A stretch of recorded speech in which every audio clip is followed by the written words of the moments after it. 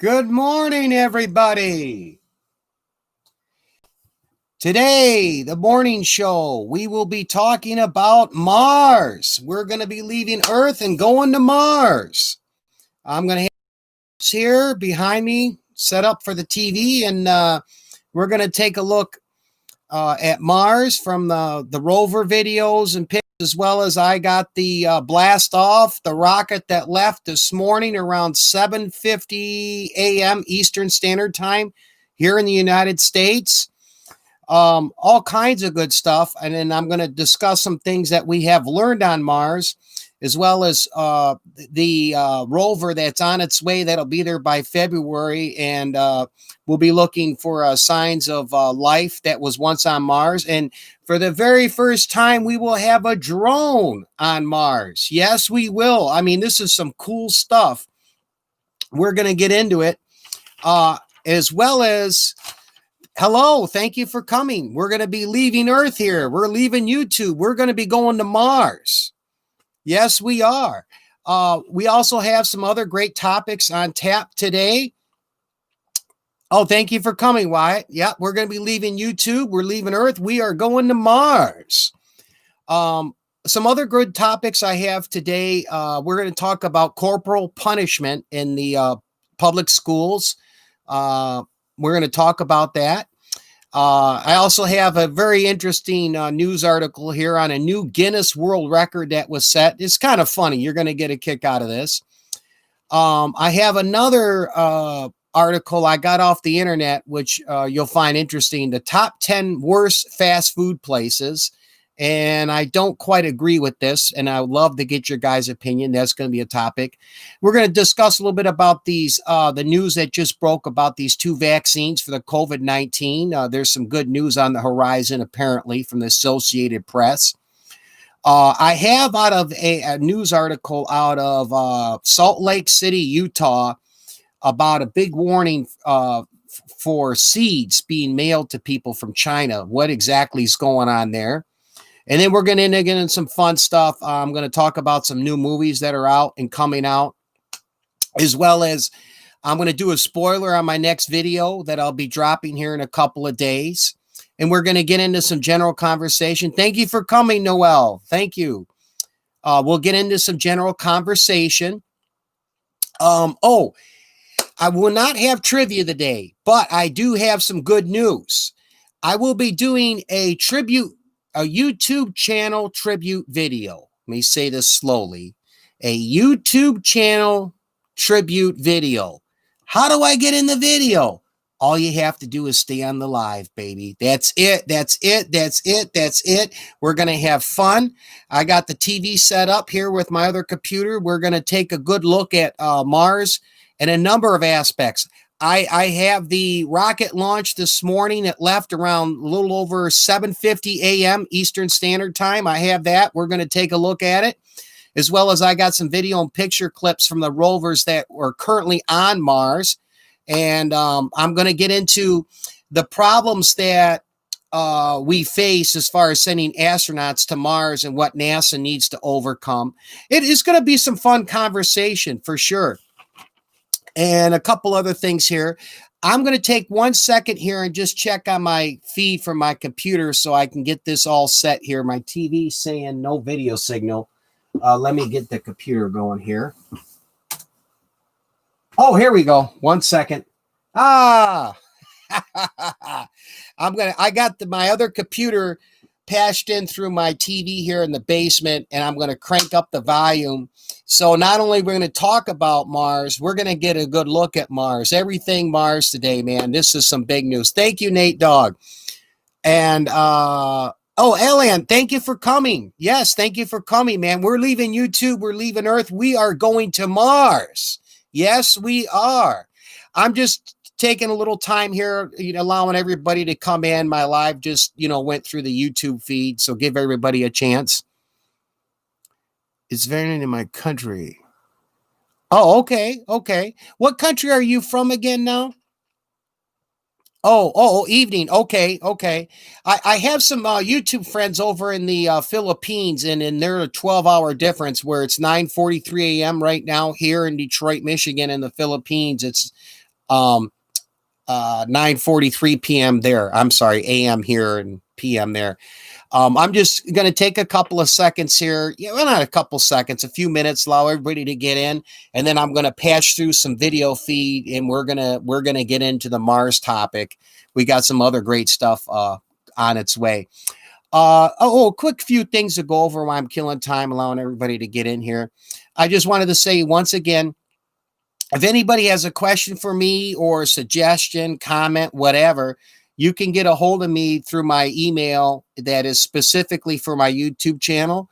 That is infospot411@yahoo.com. Yes, it is. So, excuse me, nose itches a little bit.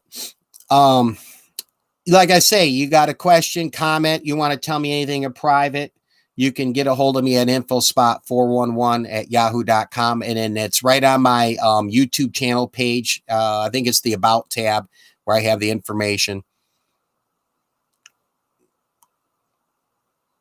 Oh, okay. I got, who do we got? 5 in here. We're going to get started here shortly. Let me see. Is there any other? Oh, yes. Again, like I say, I'll be doing a tribute video. I'm going to get you guys all in here. I'll make some notes here. Wyatt, Noel, Nate Dog, Alion. I can't pronounce the last name, but I'll get you guys in here. So all you have to do is just stick around for the live. And we're going to have a lot of great topics. The first thing we're going to do is dive into Mars. We're leaving YouTube. We're leaving Earth. We're going to take our minds off the politics and all the virus news. We're going to really have some fun. Let me check. Oh, my show notes are right over here. Oh, I want to do this one more time before we get into Mars here. Let me put this up so you can see it. On my YouTube page, if you see on the homepage, it'll have a channels tab right here. Let me bring this in a little closer for you guys. But if you click that channels tab, you'll probably even see like Nate Dogg, Noel, your logos right in here, as well as other people logos. We will be networking with each other as some more people come on the live here as well. But you want to build your channel up a little bit. This is just one quick, easy way. You just click on that channels tab and you go through here. Go subscribe to their channel, watch a couple videos in full, drop a like, drop a comment. These are genuine YouTubers that are on here on this channels tab, and they will get back with you. You know, for example, Nate Dogg and Noel, I got you guys in here. If not, I will double check. I know I have Nate Dogg in here. You click on it. You want to get some subscribers, build up your channels. This is one quick, easy way. As you see, there's my channel logo. I just wanted to go over that again. I got so much stuff right here crammed for this, so I'm trying to find a spot to put this. Oh, here we go. Okay. Okay, all right. Let me, I got some notes here on Mars, some stuff to talk about, and then we're going to flip over and watch the video stuff, the portion. All righty. Now, I see you. I can comment on some videos here. I see you guys in here. Yep. Okay. And I'll do some channel drops here in just a second. What do I want to start here? Oh, okay. I'm going to start here with my notes about what we learned from Mars so far. Okay, so I'm going to go over this and we'll get into some fun stuff with the video and then give some more people a chance to get in here as we're going to be talking about Mars. Okay, yeah. Over the years, NASA has sent 4 robotic vehicles. The last one that was sent was a non-moving vehicle, and I have some video in here. It took recordings of sounds, wind sounds of Mars, as well as seismographs of the surface and below the surface. Oh, good morning, Fab TV. Where we go? Let me get here. NASA's Opportunity on the Surface of Mars, which touched down in the red planet of January 2004. Mars rover Opportunity has died in February 2019. These rovers can only last so long in Mars because of the sandstorms that come through Mars, and it's a fine powder and dust, kind of like we have in the Middle East and parts of Africa. And the current rovers can only move, I believe it's about a half mile each day. There are problems with that. However, this will be the first time we will actually have a drone on the planet of Mars, like a helicopter that moves. And I'm going to show you that here in just a second. Where are we here? Okay, yeah. They have orbiters too above Mars and see. Oh, thank you for coming. We're going to take a look here at the launch at Mars. I'm going to boot it up in a second. The OBRA, if you guys are not connected with them, real quick, go network with this gentleman. Click subscribe. He runs some big lives. He will bring people to your channel. Terrific lives. Oh, thank you for coming. Yes, thank you for coming, KK. Any rate, let me just go over a few more things here about Mars, the orbiters and the rovers that have been on there. Curiosity, okay. Let me move my notes over here. So anyway, yeah, there have been I'm trying to find a spot here. Oh, here we go. Yeah, there have been 4 rovers on Mars, and only one is still working. The Curiosity, the last one died, and the battery went bad on it, and then the sand got into it. I don't want to say sand. It's like it's a powder dust that's on Mars, and then another one before that, it got stuck. It's almost like a mud or something that was in there but it's no water. There's frozen water on Mars. But anyway, we have one rover that is currently working on Mars. However, Perseverance and this new chopper that's going to be going with it, it'll land there estimated around February sometime. It just left this morning. The rover will be going on Mars, and it'll have the drone to follow it. And now we can go much further on Mars, and where they're going to land is a huge crater where there was once water, and they know that for a fact. So it's going to take scientific experiments to find out exactly when there was water once on Mars. Was it 1 million years ago, 1 billion years ago? And help us find, more answers as far as what life form was on Mars. Is we do know that there was water once on Mars. We do know that. And it's going to set up a number of things, and it's going to give us information so we can get a mission to Mars. It's coming. It is coming.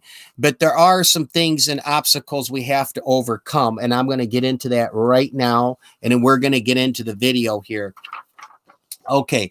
Problems going to Mars. Okay. The first one is radiation, the solar radiation from the sun. Now, this is when the day comes, we can get a astronaut mission to leave Cape Canaveral and take that 6-month journey to Mars, or maybe less. Okay. Now, when 24 astronauts have left, like Earth's orbit, that was back when the Apollo missions were going and when they went towards the moon. And these astronauts have reported seeing flashes of light, which is determined to be high energy of cosmic rays, which is not good on the body. Now, NASA has and is developing stuff to put on a ship to counteract solar flares and cosmic rays, so astronauts will not be affected, and to protect them from the radiation, as well as if they do get to Mars, and if they on their way to Mars. Here we go. So that's one obstacle that we do have to overcome, is radiation as far as a man-made mission to get to Mars. Another one here is the air pressure on Mars itself is about 1% of Earth. Now, basically what that means is when this rocket ship with the rover and the helicopter / drone gets to Mars, it's not like Earth, because once it comes through, okay, here's my fist. This is Mars rotating through space. In February, here comes our little rocket, and it's going to drop off our rover and our stuff here from NASA. Once it gets through the the Mars atmosphere here and it gets in with that low air pressure, a parachute cannot be deployed to slow it down. Okay, when it has 1% of air pressure of Earth. So what NASA has developed and they've used previously are two ways to land stuff on Mars safely. And this will also be with a man-made mission, is that they have a airbag system that will deploy. So when it hits, it'll go roll a few miles, once it hits, but it'll protect everything inside. Now, that's what they first used. And now what they use is they have little rockets. So here's the surface of Mars, this notepad. So when this thing's coming down, my pen, all right, is it comes down on an angle, the reverse rockets will keep it up so it's not going to hit and just crash and disintegrate. I believe it was a country, India, sent something once, and it did. Hold on here. I got to... okay, let's go. Remind me later. That's my other computer. Sorry about that. So anyway, these reverse rockets, as this comes to Mars in February and it starts to come through the surface, it takes roughly 7 minutes. Once it enters the atmosphere, our rocket with their stuff from NASA, the reverse rockets will slow it down and allow it to get a safe landing. So those are things that we have currently for when the day comes for a man-made mission to get to Mars. Okay, a couple other things that NASA has to overcome as far as getting a man-made mission and getting astronauts to Mars, okay? The planet itself, we have some problems here if we have astronauts and we send them there to Mars on the planet. The red dirt in the soil on Mars is very toxic to the human body. So they have to bring their own soil if they're going to harvest their own food, and they got to keep it in an airtight sealed room or ship, container, however they go about it. But it's not going to be feasible with the current science and technology we have to use Mars soil to harvest any type of food. So that's an obstacle NASA is going to have to overcome in getting to Mars. Oh, one more thing. As I mentioned with these sandstorms on Mars, I'll just call them Mars storms, but they're similar to the Middle East, these strong storms that come through and it picks up the dirt, the soil, and moves it around. Is they got to make sure that they have that ship sealed tight and protected because, like I say, we're not talking the moon hundreds of thousands of miles away from Earth. We're millions of miles away from Earth, from Mars. And when they had the moon landing, one of the problems they had when the Apollo left the moon, when those propulsion jets went off. Oh, your connection's bad. Okay, I'm sorry to hear that. The propulsion jets went off, okay? A lot of the moon dust got into the landing gears and equipment, so we have to make sure, or NASA, I should say, has to make sure that everything can be protected as well as backup supplies and equipment.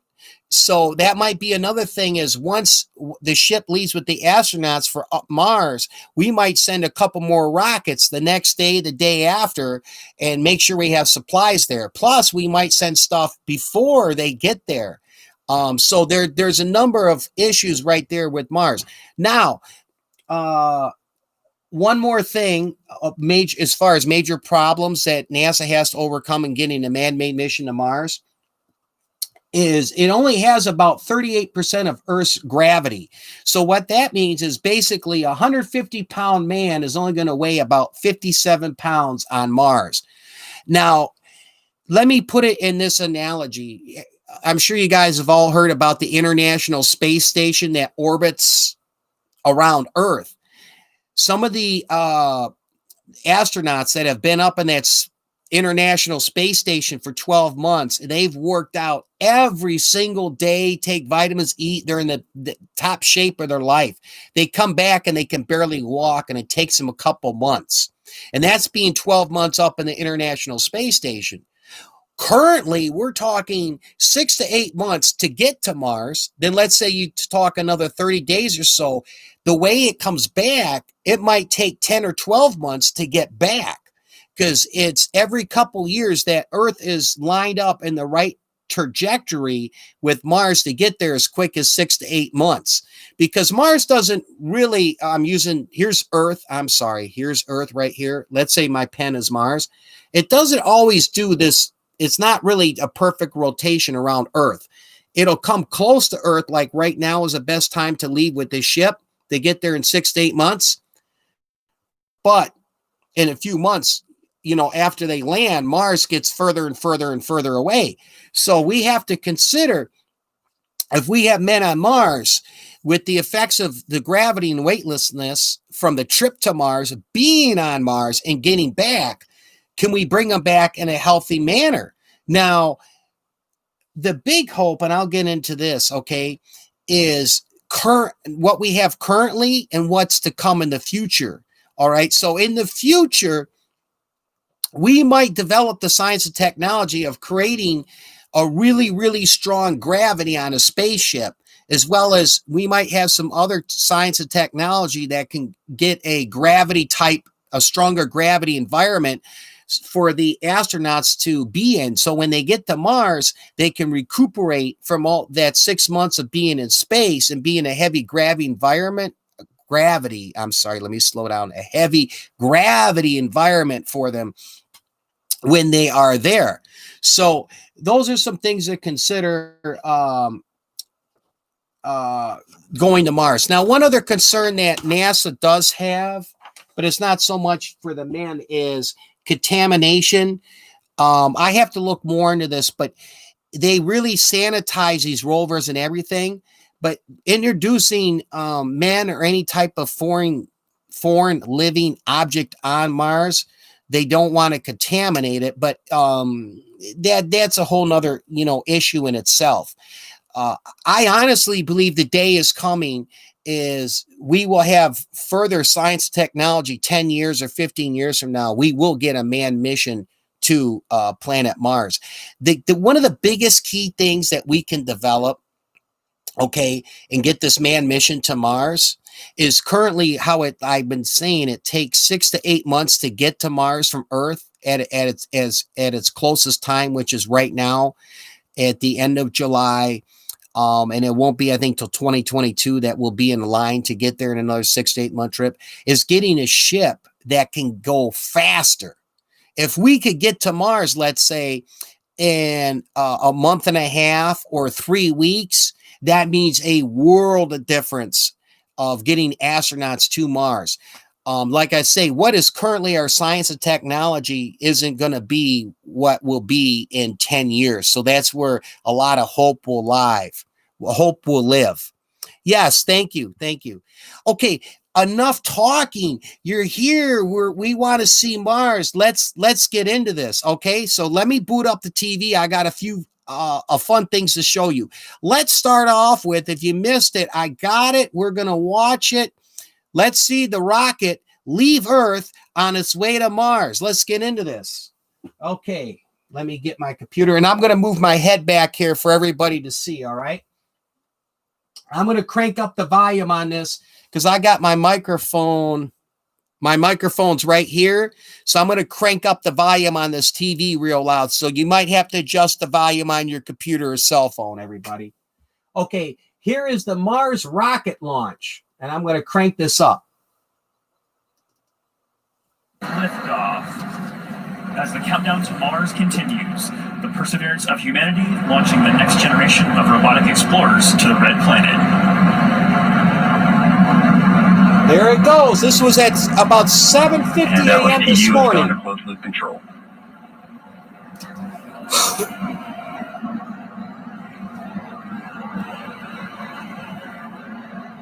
Coming up on 30 seconds into flight, the RD-180 is throttling down as expected. Engine response looks good. And Mach 1 Atlas V is now supersonic. Mach 1 supersonic. This rocket is going, baby. Let me move this mouse here. And passing 45 seconds into flight, vehicle is now passing through max Q, maximum dynamic pressure. There it goes. 1,678 miles per hour. Over 1,800 miles per hour. And passing 1 minute into flight, the RD-180 is throttling back up as expected. Engine response looks good. At this time in flight, the SRB chamber pressures remain nominal. The RD-180 pump speed and fuel injector pressures are responding well. I'm doing good, PD. 1 sec.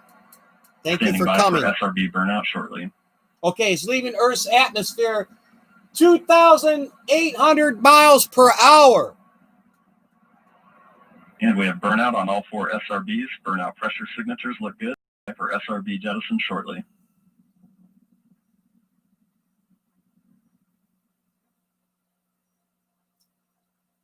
You'll see it here in a second. It's going to be outside of Earth here.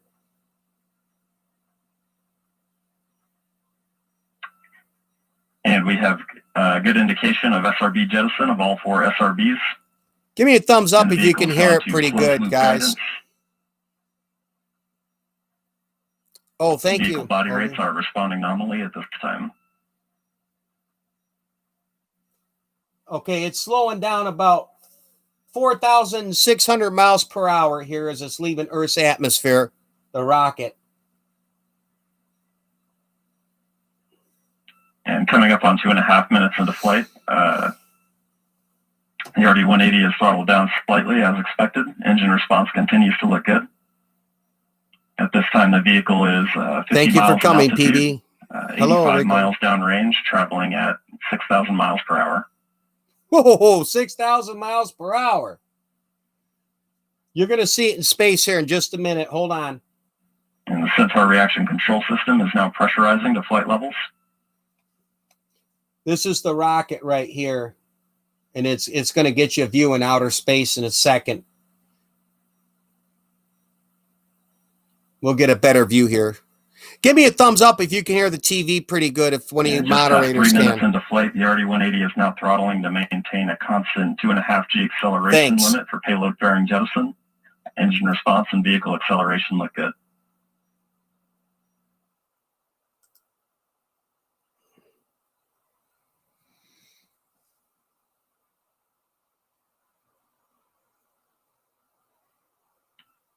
And we have good indication of payload fairing jettison and Centaur forward load Thanks, reactor PB. jettison. I got you in as a moderator here. Okay, here we go. It's just left, as you can see, Earth's atmosphere. You can see Earth right behind it. And the RD-180 is throttling back up to attain a 4.6 G acceleration. Engine response continues to look good.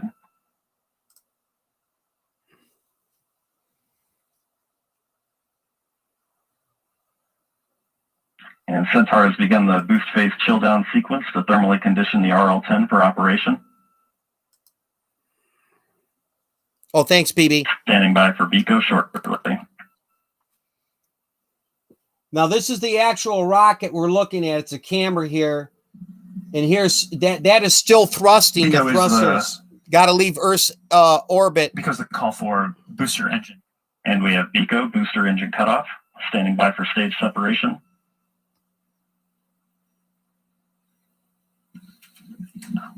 And we have good indication of Atlas Centaur separation. Cool, cool. Here we go. Yep. It's going to get rid of that. So you're seeing live footage. And we have the Mach 1. RL-10 operating parameters look good. Chamber pressures are stable.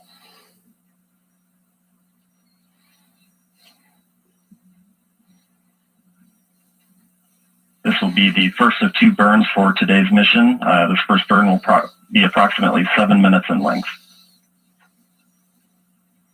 Wow. Over 13. So Mick, that's pretty exceptional footage there. That's live video. We will see that switch over shortly into an animation that kind of helps let us know what's happening with the rocket. But right there, a beautiful liftoff. Fun to feel that rumble in the building here as we proceed towards orbit and then towards Mars destination. Yeah, absolutely. It was great watching an on-time liftoff of the Atlas V with that little over 2 million pounds of thrust. Cleared the tower in roughly 5 seconds. Josh, you and I worked the InSight mission, and if you recall, that mission on the West Coast took about 17 seconds to get past tower. So with those 4 solids today, this thing really got out of here and on its way. So as we hear from Jesse, everything's looking nominal, and all vehicle parameters are within the design limits, and we're getting ready to come up on a main engine start for that first burn that Jesse was talking about. Yeah, so recapping this countdown to Mars, the stations began to be filled up this morning just after midnight. Over 14,000 miles per hour this shuttle is at right now. Not actually seeing the engine on screen right now. We can see that the engine is lit, and that is driven by the data that says that the engine is truly lit and we're in this burn. Yeah, the launch vehicle continues to send telemetry to the launch team via the TDRS network, as you mentioned, and that allows them to continue to watch what's going on and make sure all their sequence of events meet their timeline. We continue on a nominal flight this morning. This first burn, as we heard earlier, will be about 6 minutes. This will get us into that park orbit around Earth. This is not the actual shuttle, by the way. This is just like a 3D computer imaging trying to show you where it's at. And it's over 14,000 miles per hour to leave that Earth's atmosphere. Okay, hold on. I got some more Mars stuff for you guys. Let me get my mouse. Where are we here? Come on. Okay. Close this out. Okay. And let me minimize this for a second. Okay, let me come back here. As you saw, thank you for coming. Thank you for coming. That was the ship it launched, and now once it left Earth's atmosphere, this sucker is already at almost 15,000 miles per hour. So, and it's going to take roughly, they estimate about February when it gets there. Now, what I'm going to do here, I got a few more video clips. I want to show a video of what we have from our rovers that currently are on Mars. Oh yeah, it's awesome. It is amazing. I'll play it again here a little later. And I also have there was a shuttle that they landed on Mars. Okay, but it's not a rover, and it took audio sounds from the winds on Mars, and it did seismograph scientific experiments as well on Mars. So I got some other cool stuff here on Mars we're going to take a look at as well. That was the blast off this morning, and it was around 7:50 a.m. Eastern Standard Time. Let me take a look at the chat window. Oh yeah, this is awesome stuff, guys. It's awesome. Yes, and thank you everybody for coming. Okay, let me get over here and let's take a look at Mars itself now. Okay, I got the sounds of Mars, trip to Mars, view to Mars. I want to show this video clip. It's 1 minute, but this is from NASA, and it's kind of like a cartoon type deal. But anyway, it explains exactly what they're sending to Mars and what it's going to do. This is really cool. So let me show you this. It's only 1 minute here. I might have to turn this volume down here because this is really going to come out loud. Okay, let's take a look at this. Trip to Mars. This is from NASA. We're going back to Mars. That's right. NASA is sending a new rover to explore the red planet. And after a 7-month journey, it only takes 7 minutes to reach the surface. The landing site is Jezero Crater, a giant basin that once contained water. Our new rover's name is Perseverance. Perseverance will search for signs of ancient life and collect samples for possible return to Earth. This time, our rover will not be alone. Nope, they brought a friend, a little helicopter named Ingenuity. Ingenuity will test the first powered flight on Mars, which could assist future Mars rovers. On July 30th, join NASA in wishing Perseverance and Ingenuity bon voyage on their exciting adventure to Mars.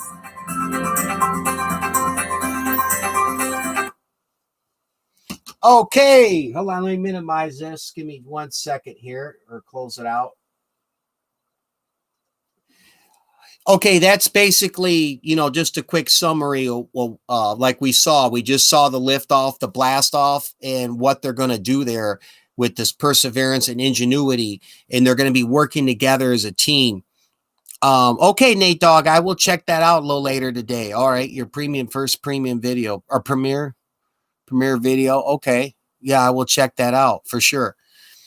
Excuse me. But yeah, anyway, I'm really excited about this. This is going to be some cool stuff to come. The only thing now we have to keep our fingers crossed is that everything goes off A-OK when they do get to Mars and getting the capsule landed safely with perseverance and ingenuity in this rover as it goes on this crater of Mars, and it's going to have this drone helicopter with it too. Now, one thing that they've talked about, I got to look into a little bit more, which is really cool, is they're going to get a probe over there, and they're going to get some soil samples and rock samples from Mars and try to get it off and back to Earth. Now, we do have a few rocks on Earth from Mars that came from like when a meteorite hit it, but it's been damaged and it only gets so much information. So yeah, it's going to be some cool stuff.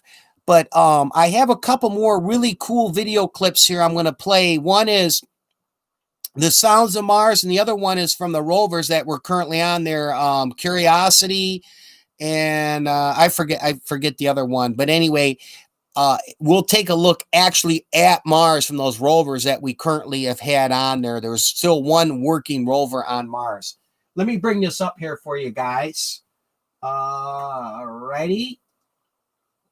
Okay, I got the sounds of Mars and a view of Mars. Let me bring this up for a little bit. There's not going to be any audio with this, but this is it's really cool. This is a view of Mars, the planet, okay?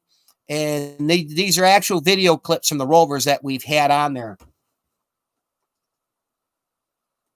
Come on. Okay, here we go. All right. This is actual Mars, as you can see, why they call it the red planet. The rock and like the dirt / soil that's here in the mountains and the craters. And you'll see a few other clips. And these are from the rovers that we've currently have had on Mars. But that's why they call it the red planet. And what's neat too with Mars is the sunset. It's actually a bluish color, a little different color than like we have here on Earth. Oh yeah, it is really interesting, PB the Cool. And as you can see, this is the type of stuff now with perseverance and ingenuity. We're going to get back some of this stuff, well, what they plan to do, and bring this back to Earth for us to study and learn about. You know, and this is all stuff that's going to help us in getting a manned mission, an astronaut mission to Mars. It's coming, like I say, in the near future. They estimate by 2030, but we'll see. Yeah, but this is the planet of Mars right here, and from the rovers, and it'll flip over. These are a couple different video images from the two different rovers that were currently on Mars. One is still working, Curiosity. One of the things too to mention, where NASA is, where this ingenuity, the drone helicopter is really going to help out the new rover Perseverance, is the current one we have on there to send a signal back. You're talking millions and millions of miles. It's not like, having high-speed internet and it gets there instantly, or it takes, 20 seconds. I believe it takes about 10 minutes to 20 minutes somewhere, give or take, when they send a command. NASA sends a command to that rover on Mars because it's so millions and millions of miles away. But this time it's going to work a lot on its own with that drone ingenuity. But yeah, you could see some of these craters. It looks, somewhat similar to Earth right here, how the rock formations, come up, and then the sand here. I got just another minute. Now, this is another part of Mars here that it got. I mean, it almost looks like volcanic ash. If you look at it, it's you might not get as good as picture as I'm getting on it here. All right, let me close this out. Oh, here I go. Okay, one more Mars clip I want to show you guys. This is how do I say this? It's not a rover, but we landed this on Mars. It's a stationary machine, and it took the seismographs of Mars surface and underneath the surface, as well as it recorded audio sounds from Mars. And it sounds kind of like a windstorm. Anyway, let me stop talking and play this for you, and you're going to get a kick out of this. This is really interesting here. Sounds on Mars, actual sounds on Mars here.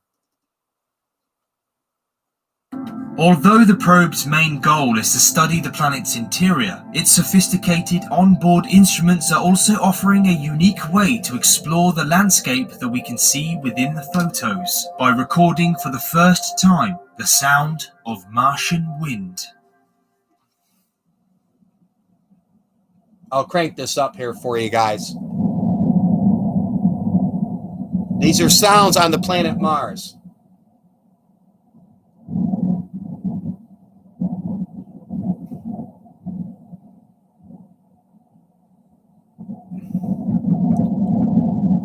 Oh, thanks for coming, Cam Cartoon.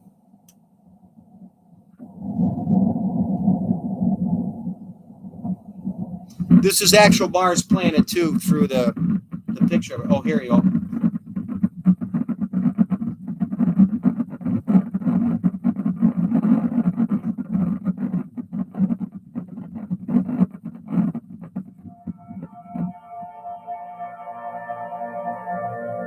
This strange, sweeping, low rumble is the sound of Martian wind whipping past InSight at about 10 to 15 miles per hour from northwest to southeast. The recordings were captured using two very sensitive sensors designed to detect vibrations. An air pressure sensor inside of the lander recorded the air vibrations directly, while the seismometer that sits on the lander's deck recorded the vibrations caused by wind moving over InSight's solar panels, which are 7 feet in diameter. The seismometer will eventually be used to listen to the red planet's seismic vibrations, hopefully allowing scientists the chance to study the internals of Mars, while the air pressure sensor will help make sense of those measurements.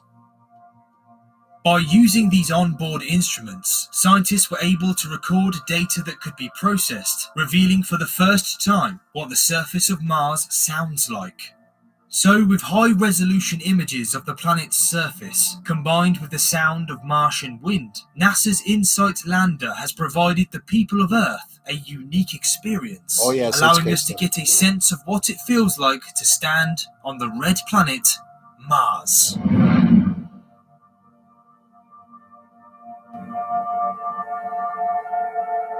This is a computer image, but basically, yeah, that's the red planet Mars there. Okay, let me close this out. Minimize this here.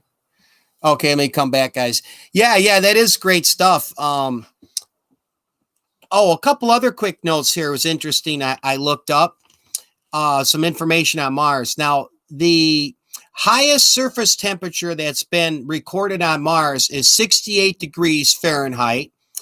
And the lowest surface temperature recorded on Mars is minus 243 degrees Fahrenheit. That's 240 degrees below zero. A day on Mars is basically about 40 minutes longer than Earth because it's, that much further out than Earth. We're talking millions of miles. So that's interesting. Let me check the chat here. Oh, thank you for coming, Pin Victor. Everybody, thank you for coming. I'll re-show the clip a little later, the blast off again. I just showed earlier our rocket that just left this morning and went to Mars. I will show that again a little later again here. We're going to get into some other topics on Mars. Anything else, you guys? Any questions I might be able to help you with Mars, or anything you want to say about that before we move on to our next topic? No? Okay. Again, I'm going to take some notes here. What I'm going to do this time, I'm not doing a trivia today with the morning show, because I got it right here, as you see. I'm going to be doing a YouTube channel tribute video. So with the YouTube channel tribute video, I'm going to do, all you have to do is come on the live, stay here. I'm going to write your channels down, and I'm going to put you guys in the tribute video. How is that? It's just too easy. No need to bother with the trivia questions. It's going to be a YouTube tribute video, YouTube channel tribute video. So yeah, I got PB the Cool, old Pin Victor. I'm just taking a few notes here. I'm going to get you in the tribute video, and definitely network with each other.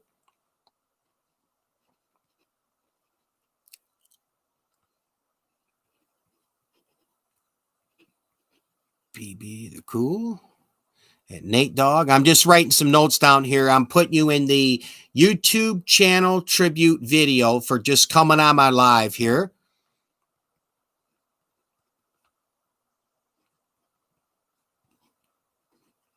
Okay. Before I get my next topic here, let me just set this down. I got a little room to work with. I'm going to do some channel drops in here. Oh yeah, Cam Cartoon.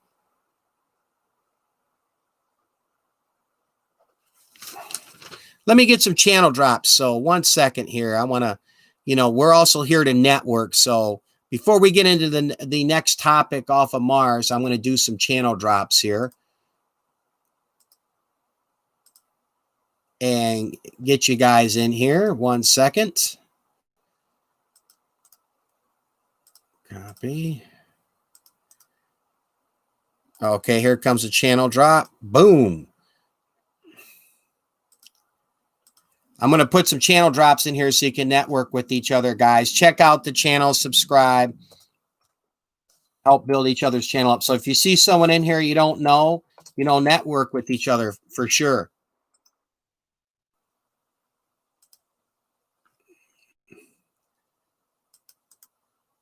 Okay, here's another one coming up.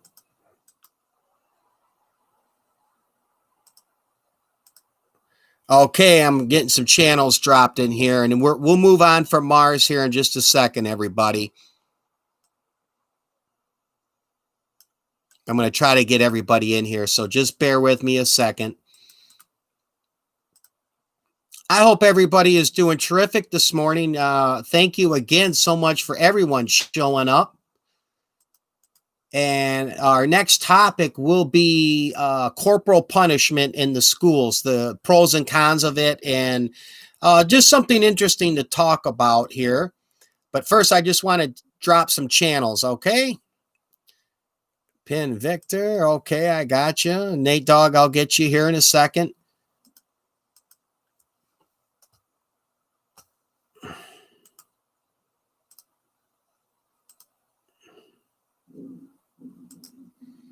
Okay, here we go.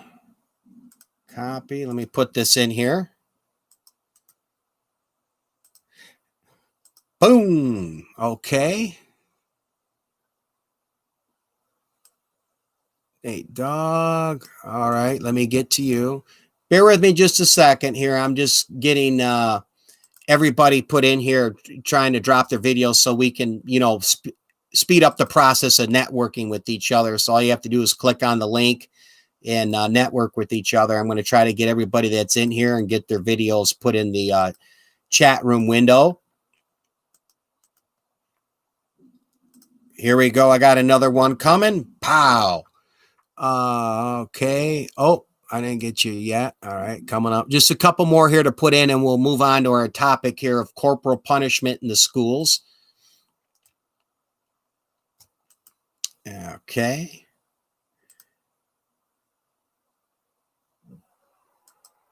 All righty. Copy. Okay. Bingo. Let me see if I didn't get anybody here, Coach. Okay, hold on. I got you. Copy. We put you in here. Paste.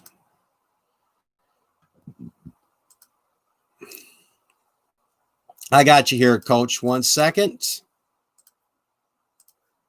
All right, one more channel drop here. We're going to move on to our next topic. Okay. 4 people still with me. All right. Awesome. I got right here my list. Get you guys in that tribute video. I'll be doing that this afternoon. It'll be similar to the shout out video. the trivia winner shout out video. This is going to be a YouTube channel tribute video.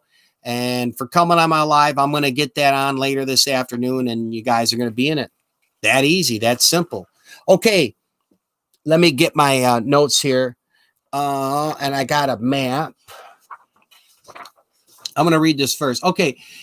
I'm sure everybody's heard of, oh, thank you for coming, Lifania. Oh, okay. You're packing today. Okay, no problem. You can always Lifania. This live will be on my channel, so you know what you missed about Mars and all that. You can always backtrack and watch it again, no problem. Okay, corporal punishment in school, much different than capital punishment. Nobody's getting killed, but it's actually corporal punishment in schools. It means that it's the physical punishment. Okay. And I'm going to get into pros and cons of it, and then I'll give you my opinion on it. And then hear from you guys. Okay. The proponents, the people that favor corporal punishment, they say that it's a great deterrent of misbehavior.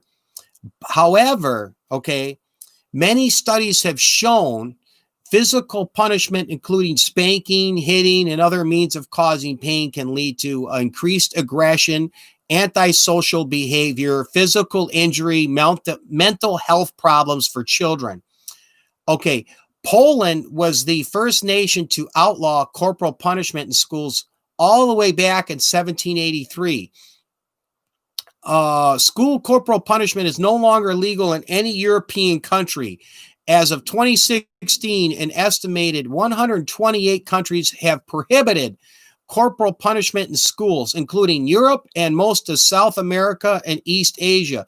Approximately 69 countries still allow for corporal punishment in schools, including the United States. And this is another concern now with the corporal punishment in schools. That's the physical punishment, like a paddle, spanking, so forth. An estimated 1% to 2% of physical punished students in the United States are seriously injured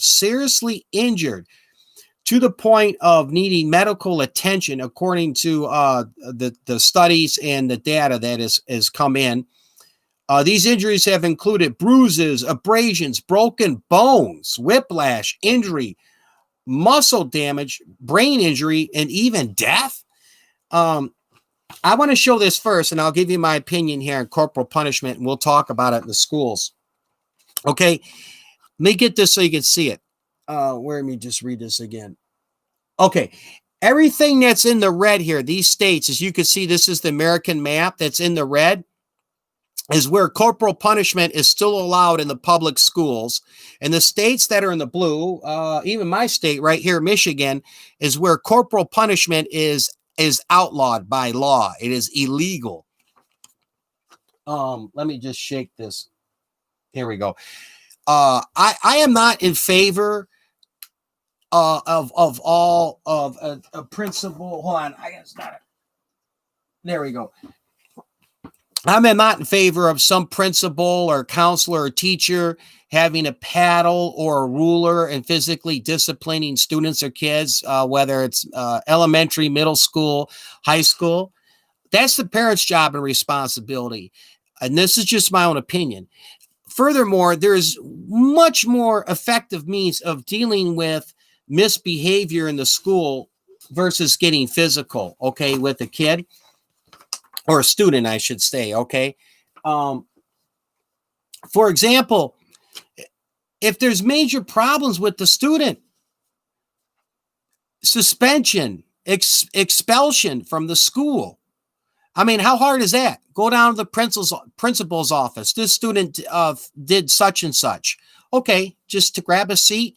We're going to put you on a 4-week suspension, and your mom or dad can come here and pick you up. And if it's so severe, then you're expelled from the school district. I mean, how easy is that? So when some kid does something wrong, your solution to the matter is somebody who is not their parent deciding to physically discipline them and take a paddle and crack them. me personally, I don't have kids, but if I had a kid and some teacher or principal cracked my son or daughter with a paddle, I'd probably go in there and punch him in the face and say, "Hey, how does this feel?" You're real tough when when you can hit a kid with a paddle. Why don't you try hitting me? I did some time in the Army. I'll take you on. I mean, those are my personal feelings when it comes to corporal punishment, and it was in here in America. I'll use this as an example. There's a lot of things that went on back in the 50s and 60s and back in the day, and the proponents that say, "Oh, well, like let's say somebody's grandpa who graduated high school back in 1954 said, "Oh, they always did that in the middle schools." I even had my mom when she was in elementary school. They had these nuns, and they would, if you backtalked or you misbehaved a little bit, they'd make you put your hand out and take a ruler, and she'd go whap and nail the knuckles, and tell you, "Oh, go back to your seat." What was once then doesn't mean it's a good thing to do now. Now, some things that from the past would be good to do and are still good to do, but some things are not. And I feel corporal punishment is not I agree with you, PB the Cool. It's a problem. That's why it's outlawed in all European countries. And I don't feel it's a good thing for those reasons. And another disturbing thing I found out when I was reading and researching about this corporal punishment is that in the schools, there's only 2 states that outlaw it in private schools. Now, private schools and public schools are 2 different things. So some of these states that outlaw the corporal punishment in public schools, it's not for private. And I think New Jersey's one where they've got the laws on the books. It's illegal in both states. Now, I do believe some states, what they have is corporal punishment, meaning like physical discipline with a paddle or a ruler or anything like that, cannot be dealt out without the parents' permission first. So they'll send home these slips. And then if the parents sign off, then it gives permission for a principal or teacher to use physical punishment. But no way in God's green earth would I ever sign something. I'll take care of my kid. If my kid is that big of a problem, then you can suspend him or her. You can expel him. There's a number of things. But this is something that I think Republicans and Democrats alike should come in and pass a federal law through our Congress and say corporal punishment will now be outlawed here in America, period, in all schools. Oh, thank you for coming. Yes, thank you for coming. Does anybody have some comments or thoughts or anything about on this topic of corporal punishment before we move on to this new Guinness World Record? I know PB the Cool is against it too. I'm just getting my Snapple here, everybody.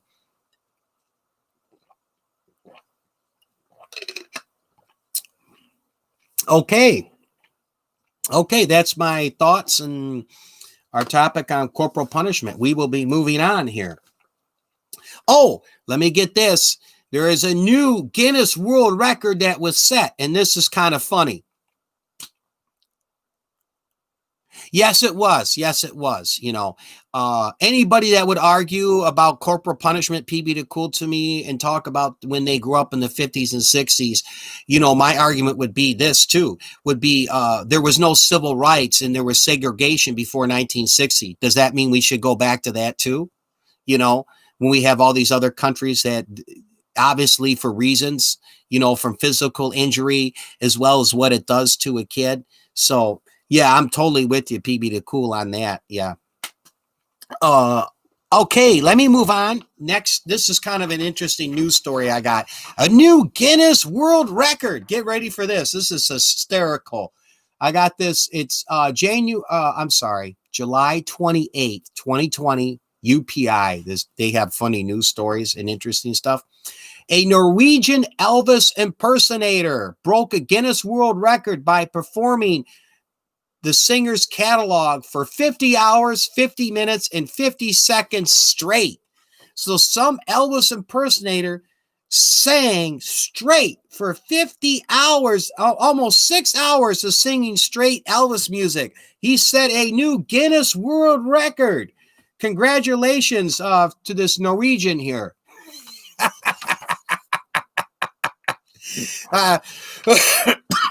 Excuse me. I got to get something to drink. Throat's dry doing all this talking, but Somebody almost singing for that's a little over 2 stinking days of singing Elvis music to set a new Guinness World Record. I'm sure they're going to have it in the book. Oh boy, I'll have to check to see what the record is. Oh, do I work for NASA? No, I don't work for NASA. I'm our show topic here. Our main show topic is Mars.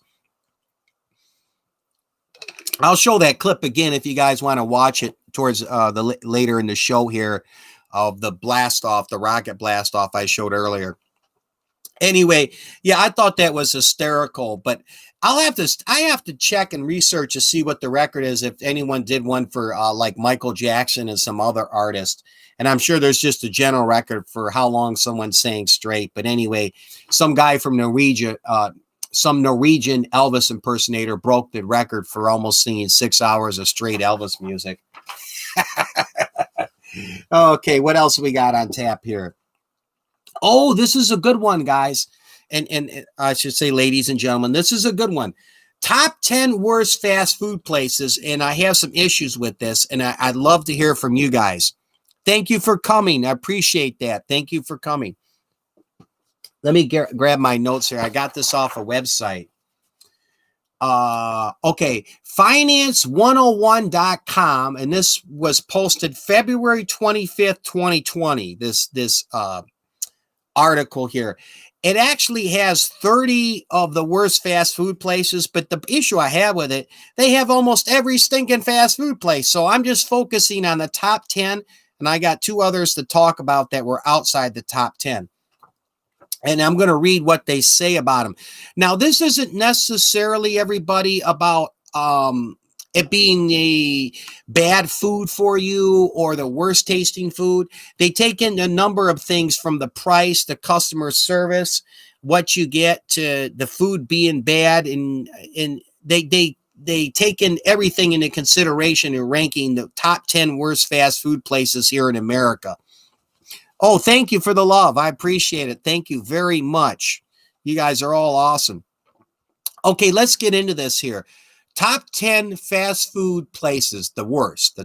The top 10 worst fast food places. And this is what the website ranked. Okay, number 10 is White Castle. Now, I've had White Castles before. There's some around the Detroit area, in the city of Detroit. Let me read what it says here. Okay.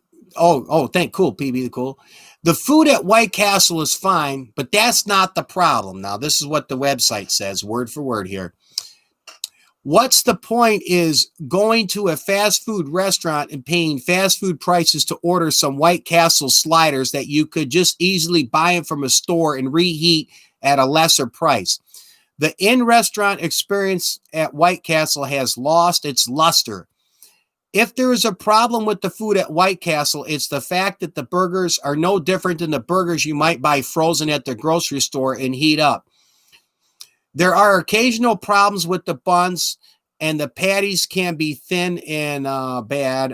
And what I got? Oh, something needs to change. So basically, why they ranked White Castle as number 10 here on the worst fast food places is that you can go to the grocery store, like I've seen them in mine sometimes, and you could buy with these like 24 packs of frozen White Castle hamburgers, and you can warm them up in your microwave, and they taste just as good as if you were to buy them at the store itself. And then it's less money to buy them frozen and cook them up yourself versus going to the White Castle and getting them hot and fresh. So they're saying, hey, for paying more money and going to White Castle, you're not really getting a better product. You know, you're just paying more money. All right. Number 9, Auntie Annie's. Now, I never heard of Auntie Annie's fast food restaurant, but I'm up here in Detroit, so some of this stuff might be down south or out west here in America. Okay.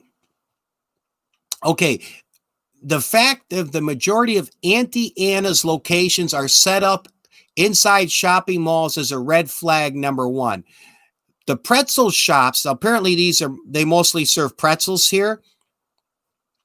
aren't largely successful because of the fact that pretzels are a novelty item, and Auntie Anna's are both overpriced and underwhelming. That's a recipe for disaster. Customers have made lots of complaints about the food and the poor customer service, with the biggest being the pretzels can occasionally come out stale and even burnt. These complaints added to the fact that malls across the United States are closing down, painting a gloomy picture of what the future might look like for Auntie Anna. So apparently they're pretzels, that's their main product at the store that's in the malls. It's a fast food store. Auntie Anna's are real bad. So they put them at number 9. Okay, here we go. Let's get into some stuff we all know about here. Number 8 worst fast food place in America, according to this finance101.com, KFC, Kentucky Fried Chicken. The past few years have not been too kind to KFC. What was once America's favorite fast food restaurant has slowly transformed into a mediocre, run-of-the-mill chain that people largely ignore. That's mainly due to KFC's specialty, it's chicken. So apparently the chicken has really gone downhill over the years. The chicken preparation has also been a problem, with the chicken coming out soggy, dry, and burnt far too often. So these are the reasons they have rated KFC number 8 in the worst fast food places here in America. Okay, number 7, Arby's. Now, I like Arby's. I do go there once in a while. Those sliders is the buffalo chicken sliders, and in the roast beef sandwiches, I'll get these coupons and mailed in the mail. Any rate, I digress.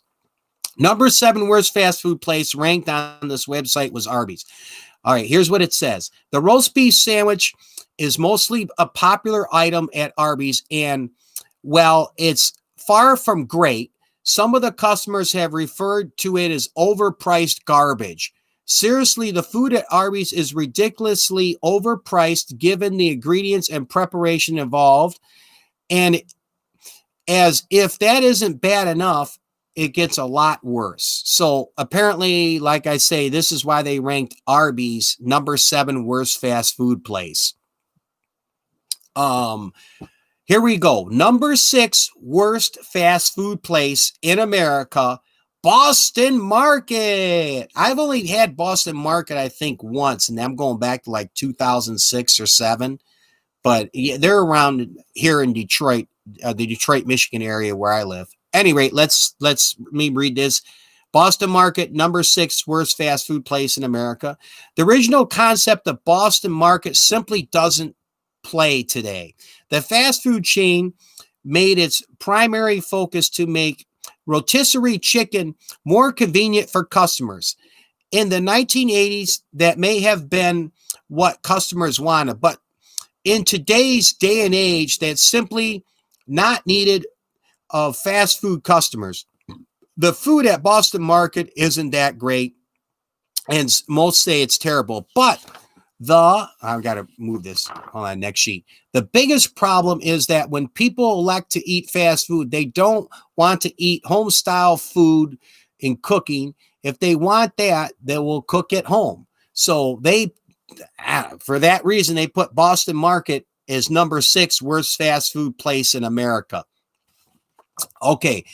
Number 5 worst fast food place in America is Checkers. Checkers. All right, let's see what it says here. In a sea of fast food restaurants that serve hamburgers, French fries, and soda, Checkers blends into the pack. The chain doesn't have a money maker entree like a Big Mac or Whopper. Instead, it has a variety of forgettable, low-quality food items. Not only does the food have preparation problems, but it's also extremely unhealthy.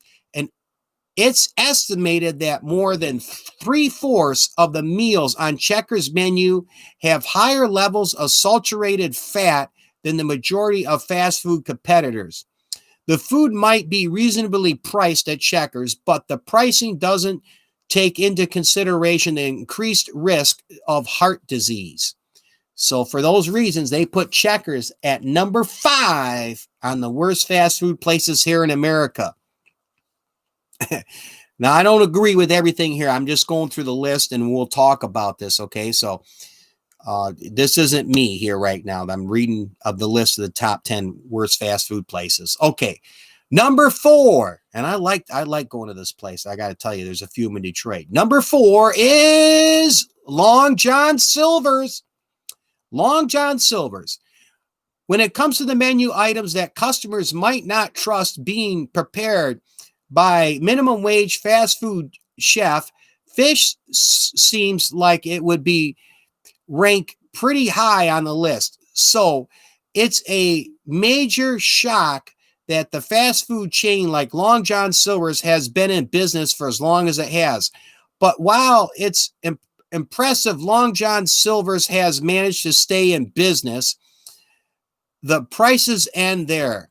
Oh, I'm sorry. The praises end there. Where am I? Okay. No one wants to eat fast food fried fish. There are just too many risk factors. It could be stale, too dry, too salty, too greasy, too battery, and usually it's at least one of these things at Long John Silver's. So they decided to put Long John Silver's at number 4 when it comes to the worst fast food places here in America. Number 3, Sabrero. This is a place mostly in shopping malls. Sbarro. I ate there once or twice years back and had like one of these. It's a sandwich, pizza calzone, and then they have slices of pizza there.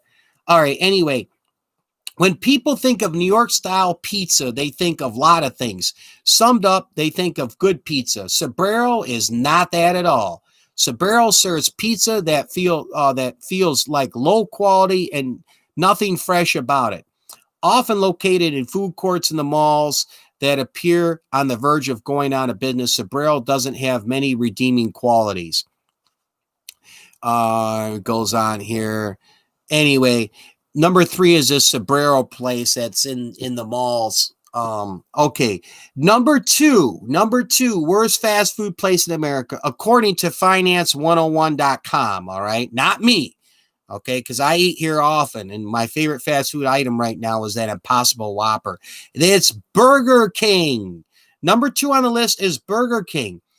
The worst fast food burger in America title belongs to none other than Burger King. It's surprising the fast food chain even has recognizable entree like the Whopper, considering hardly anyone seems to go there, with virtually nobody that's a fan of the restaurant. Though Burger King is easily the worst fast food burger chain in the United States, there is hope, at least for restaurant management. That's because the chain is heading in a new direction, introducing the vegan burgers and tacos, which is the Impossible Whopper. I disagree with this big time, but let me get to number 1. Okay, number 1 on the list when it comes to from this website, the worst fast food places in America is Taco Bell. Okay, let's see what it says here about Taco Bell, why they deem it the number 1 worst fast food place in America. With Taco Bell, the question isn't how bad is it, but rather where to start. Portions are small, ingredients are bad, and digestive problems are intimate. In fact, Taco Bell is known for causing stomach pains and diarrhea, yet it doesn't stop the restaurant's loyal fans from buying food anyway. What's funny, with those same fans have observed that the food isn't even very filling. Taco Bell may have some loyal fans, but that shouldn't save the fast food chain from being ranked as the worst fast food restaurant in America, when the majority of customers' bodies reject the food for essentially not being editable. There is no choice but to point out that Taco Bell isn't great at all. Number 1. Okay, let me just shake this mouse here. Here we go. A few problems. Oh, my notes. Where did I put that here? Oh, dang it. Oh, did I have it? No, I didn't. Anyway, I had a note here McDonald's, they put McDonald's at 22 for worst fast food places in America. I mean, like, you gotta be kidding me. I would probably have McDonald's close to 1, from their ground beef hamburgers to just how bad. Oh, I got it right here. I'm sorry. 22, they ranked out of 30 fast food places, put McDonald's at 22. Why did they rank McDonald's way back at 22 and when it should be in the top 10, maybe number 1? Because they say McDonald's, mainly they go off is priced really well. Oh, okay. Big Mac, I'm not a big fan of the Big Mac, but I will say this, it's that sauce they put in the Big Mac makes it taste good. Now, I do like those chicken McNuggets at McDonald's. However, they have it as far back as 22 and put Burger King as a second worst one. Oh, Carl Jr.'s? Okay, yeah. Carl Jr.'s is good. Here's my problem with this. Burger King, to me, makes much better French fries, hands down, than McDonald's. And McDonald's, if you ever watch them, they have a huge salt shaker. Whoosh, whoosh, whoosh. I mean, they just cake those fries in salt. Burger King, you can get onion rings, and their French fries are much better than McDonald's. Now, this is just my opinion, but putting Burger King at number 2, oh, come on. I got one more here to talk about. On a previous live show, I talked about some of the bad fast food places, and one of mine is that I avoided. I'm going to read this. It came in at number 11. Number 11, just off the top 10 list, is worst fast food places. And wait till you hear about some of this stuff I didn't even know about. I do not like Jimmy John's. And the reason I pointed it out before I read what the website said here, Jimmy John's, the problem with them is, unlike Subway and other fast food places, it's pretty much, these are the type of subs to pick from, take it or leave it. You know, when you go in Subway, you could pick out what type of bread you want, what type of dressing you want, what type of meats. You know, you could, for the vegetables, you could say, okay, I want onions, pickles, no cucumbers. I like Southwest dressing, or I want the Italian dressing, you know, when you go to Subway. Man, one time I went to Jimmy John's, and this was some years back, and I asked for an extra pickle. What do? They're like, oh, yeah, be an extra $1 or so, or an extra 75 cents, and you get like one big pickle, you know, size of my pen. So anyway, let me read this to you. This is interesting of why Jimmy John's is ranked at number 11. Seemingly always at the center of controversy, Jimmy John's simply isn't good of fast food restaurants as management seems to think it is. In 2016, employees were forced to sign a notorious non-compete clause prohibiting them from working at other delis until 2 years after their employment has ended with Jimmy John's. The ordeal led to several states taking Jimmy John's to court and the restaurant ultimately removing the clause from their contracts. As if this wasn't bad enough, the restaurant The restaurant, Jimmy John's, has seen at least 5 E. coli outbreaks in the past decade or so. The real crime is the fact that Jimmy John's hasn't been sued for bad food. So Jimmy John's has had E. coli problems. Then on top of that, these fast food workers don't make much money. So somebody who comes into a Jimmy John's restaurant, let's say they work there, I'm going to give you an example, 6 months, they got to sign a non-compete clause contract. But they're not getting paid if they leave, or let's say they're fired for some reason. So that means 2 years they can't work for a competitor of Jimmy John's under that contract, or they could be in trouble. Well, what if somebody moves out of area and say, hey, I'd love to keep on working at your Jimmy John's, but I'm a 2-hour drive. And they go to school somewhere different, and the closest place, and they're hiring a Subway. But then they got some contract that said they couldn't work there. Talk about some unethical practices with Jimmy John's. And two, with this E. coli. I mean, and as well as the food. The food is overpriced. It sucks compared to Subway. you get very little choice at Jimmy John's. The only good thing I think Jimmy John's had going for it, they used to have their own delivery service, but that's all gone to hell in a handbasket because now you got Grubhub. If I want Subway delivered right here, right now, all I got to do is just go on the internet, the Grubhub app, and I can place my order. So, but yeah, I'm not a big fan of Jimmy John's. And, one quick note about Taco Bell. They didn't have it in here, but I found this out. Okay, yeah, Taco Bell has made some people sick, and I love a couple items at Taco Bell. But Taco Bell isn't actually 100% ground beef, and their ground beef barely meets the FDA standards because what a lot of the ground beef, quote-unquote ground beef at Taco Bell is oats. They mix oats in with it. And that's why they can sell these burritos for like 90-some cents and whatnot at Taco Bell. So, I do love that Mexican pizza at Taco Bell, as well as that, the chicken quesadilla is pretty good. That Crunchwrap Supreme deal. But I do like Taco Bell every once in a while. Yeah, I might not be the most healthy, but any thoughts or comments here? I'm looking at, I know PB said it's interesting and you like McDonald's, about this list from finance101.com. I said it over here on the top 10 worst fast food places. I'm going to get a drink of Snapple here.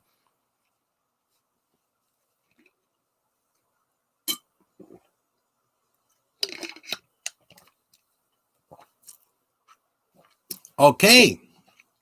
Nope. All right. Next up. Some good news. I'm always when I want to have hope. If you have no hope, what's the point? But COVID-19 vaccines is in the news. I'm going to read this. Now, they had it in the Wall Street Journal, New York Times. I got this clip from I printed it up here from the Washington Post on let me bring this in closer. You can see the title on it about these vaccines. Yes, next topic. Yep. The COVID-19 vaccines here. Okay. This is from July 27th, 2020. I'm going to read here and go over this, and then we'll have a nice discussion maybe on it. From the Washington Post. Here we go. Okay, it's 6:45 a.m. last Monday. A volunteer in Savannah, Georgia, received a shot in the arm and became the first participant in a massive human experiment that will test the effectiveness of an experimental COVID-19 vaccine. The vaccine is being developed by the biotechnology company Modernella, and along with the National Institute of Health. Okay, the vaccine marks much anticipated milestone, the official launch of the first in a series of the large U.S. clinical trials that will each test the experimental vaccines in 30,000 participants, half receiving the shot and half receiving a placebo. That means that they think they got a shot, but it's not actually. Anyway, company and government officials repeatedly underscored that although the vaccine development effort is moving at record-breaking speed, safety is not being sacrificed. Okay, so they're saying everybody's safe. They're not sacrificing safety because they're doing this at a much higher speed than previous vaccines that have been developed in the past. Okay. Both vaccines require 2 doses spaced several weeks apart. Then researchers will have to wait and see whether people get infected or sick from the COVID-19. What they hope to witness is a clear benefit. Fewer infections in people who receive the vaccine or less severe episodes of COVID-19, the disease caused by the virus. I don't want to say that whole word. YouTube is real funny on it. There are many unknowns about how long it could take to see a clear signal of success or failure, including how fast the trials will take with the participants and how long it takes enough people to become infected to observe whether there is a positive effect with the vaccine. A few more notes here. Okay. says here, a historic day. The first phase 3 COVID-19 vaccine being run in the United States. This chief says it's a historic day for science as well. This is the first phase 3 messenger RNA, that's like similar to the DNA medicine in the world. And I think I had one more note on this article. Oh, yeah, I do. Hold on. The biggest misconception is that the vaccine trial is to worry that the vaccine could infect people, but the vaccine doesn't pose an infection risk. It's just a fragment of genetic material that codes for a piece of the virus. He said he encounters, a person being interviewed here, encounters people who mistakenly believe the trial participants will be infected with the virus. So whatever that's worth. Yeah, it is interesting. Oh, I got one more here. Okay, now this pharmaceutical company is planning to produce 500 million vaccine doses a year, with the possibility of making 1 billion doses annually in 2021. Over the weekend, the United States government committed $472 million to support their large vaccine trial, dubbing the federal investment in the vaccine candidates here in the pharmaceutical company. Anyway, this thing, as you can see, I'm just going over it briefly. I think it's like 6 or 8 pages, this article from the Washington Post on it. But yeah, I have some hope here. This is good. One other thing I'll mention, I had a video clip, but I didn't save it. I don't want to get too far into it with the politics. I come on YouTube to get away from the politics and the religion, and that's another thing I'll talk about if you want later. But anyway, there were some news reporters in the White House back in April, and they were caught on a hot mic. And what a hot mic is me walking by saying something. I got my mic here and not knowing that the mic is on. What they said is one news reporter walked by the other before the president came out about 20 minutes before the press conference. There was like 3 or 4 of them there before they all started falling in. He says, you can take off your mask. He says the numbers weren't what is exactly as what was reported in the media today. And as well, we've been vaccinated. We're okay. So there already is some type of vaccine that's been out there. It just hasn't been brought up and brought out to the public. Right now it has, but they've caught some people in the White House that have actually said we've been vaccinated. Now, it might have been an experimental vaccine that they've been given. That's a little different than the hydrochloroquine, which has the malaria drug in it that's used for like life-saving measures when someone's on the point of a ventilator. But anyway, I think this is some good news that they're already starting the trials on the vaccine, and that this will help some people. Now, a concern that I have with this too is, I don't know who, maybe some of you guys remember this, maybe you don't. Back in the early 2000s, with the Iraq War, when Bush was there, shortly after September 11th, 2001, the Inquirer magazine, it was in Florida, someone mailed some anthrax to him. And there was a couple other locations. They don't know exactly who did it. They had a few suspects. But anyway, there's a couple locations. Inquirer magazine was one where anthrax was mailed. Hold on. Let me get some water. Sorry about that. Any rate, so they rushed the development of a vaccine for anthrax. And they made it mandatory for a lot of military members, especially in the Army and Marines, when they were going to Iraq and over in the Middle East, because of the threats after September 11th about anthrax. Well, a lot of the soldiers and Marines started really getting sick, and I mean violently sick. And what was going to be big talk about bringing out this anthrax vaccine to the public in America when they saw a lot of these servicemen and women getting sick and people that have had it. The news just went quiet on it. The Associated Press, the news media, the government, and pushing this anthrax vaccine. So, there's pros and cons to getting this vaccine out for the COVID-19, and some different concerns. Anything from you guys? You know, I'm doing all the talking here. I just, if any of you guys got some, anything you want to talk about on this, the COVID-19 vaccine, good, bad, or indifferent, or anything you like to say or question on it? If not, I'll move on to the next topic here. No? Okay. All right. I'm sure a lot of people known about it. It's been all over the major Associated Press and then, you know, your ABC, NBC News about these trials of the vaccines for the COVID-19. Let me set this here. Okay, next up on tap here I have, this is interesting, everybody. This is from the Salt Lake Tribune newspaper. That's Salt Lake City, Utah, that I got this from. Don't plant seeds from China and other foreign countries, the agriculture boss in Utah warns. Now, this is what's happening. It's something that's going on. Yeah, it is getting worse. Well, like here in America, PB, certain spots, it's picking up, and, you know, precautions and safety have to be a top measure with this COVID-19. Like, real quick, before this article, PB, one change they made here in America, I'm sorry, in my state of Michigan, where I live, you know, because we're United States, some things are not always the same in my state of Michigan versus someone who lives in another state, is that the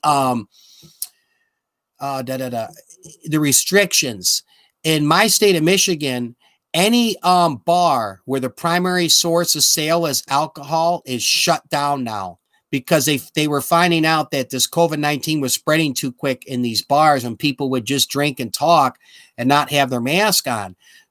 In some of the bars that are allowed to stay open where they serve food, like a TGI Fridays, Applebee's, they have to be so many feet apart. The tables have to be sanitized. So yeah, there are some safety restrictions that are going in place, but things do vary here in America from state to state. We're 50 different states. So any rate, yeah, I'm with you, PB the Cool. Next up here, I'm going to read this news article, which is very interesting, from the Salt Lake City Tribune newspaper here, on a warning what's going on with these seeds from China. Utah's agricultural chief Tuesday implored residents not to plant any unsolicited seeds mailed from foreign countries, to tell the department about it in such packages. We don't induce something that's invasive to the state of Utah, but there's more to this warning. There's apparently people are being mailed seeds for plants and vegetables, and they're from China, but there's some major problems. And I'm going to get into why this is being done. Okay. Do not place the seeds, any seeds, in the waste disposals, like your garbage disposal and your sink. It says that they could sprout in such environments. For the past week, people across the United States have been receiving unsolicited seed packages in their mail. Authorities in other states have said, outside of Utah, that the deliveries appear to be part of what's called a brushing scam, in which sellers ship merchandise to customers without their consent, to people without their consent. Now, the people shipping this stuff from China and whatnot, they're posting fake product reviews online, and they're using the people's names who have received those goods. So that's a reason they're doing it. Apparently, they're sending over these plants and seeds from China and to people, and when they get them, then they write up a fake review on social media about it. It's apparently something going on. And it's here we go. The director of plant industrial at the Utah Department of Agriculture and Food said his office is aware of 125 cases in the state of Utah alone of households that have received these seeds from China. There also appear to be seeds for Chinese clover and Asian mint that could be harmful to domestic plant species, said the Utah's plant laboratory chief analyzing these seeds. I don't. This is a weird story, but apparently China is shipping out these seeds to households across America, and they're doing it to write up reviews, and they could be harmful to other plants. So I guess to contact your state Department of Agriculture, if you get some seeds, you get some seeds shipped to you from China. Wow, I thought that was something interesting. So far, I haven't had anything shipped to me from China as far as plant seeds. So they're warning you, if you get any plant seeds shipped from China, don't open them, and don't go plant them anywhere. Okay, I got a couple more things here. Oh, here we go. Fun topic, everybody. Let me get a drink here. This is a fun one to talk about.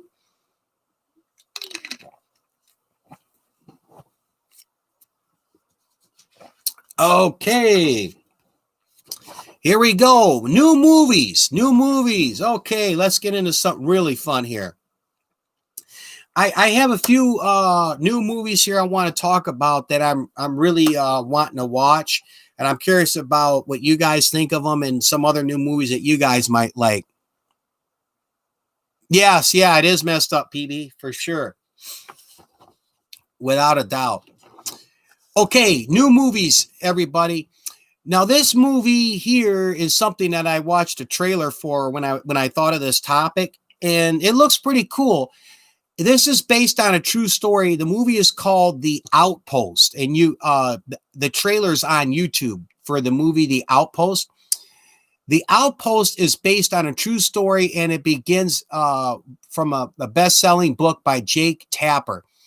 It's a combat film based on a true story of a small team of U.S. soldiers stationed in Afghanistan. Dozens of men who must battle hundreds of Taliban fighters.